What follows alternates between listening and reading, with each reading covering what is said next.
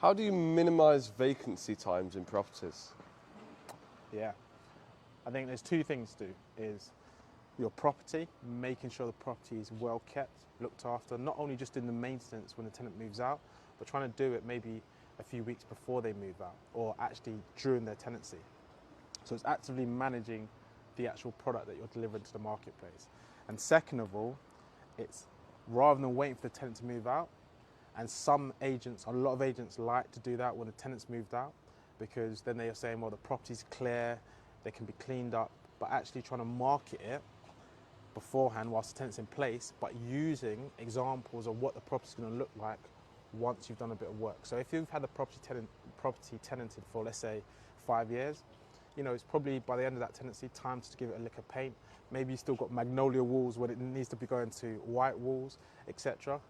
If you've got a similar property standard that you've achieved and you're going to do the same on your property, just use that as examples, sample pictures that you can put online to show to tenants, this is what the end product's going to look like. I've given you evidence of what I can achieve.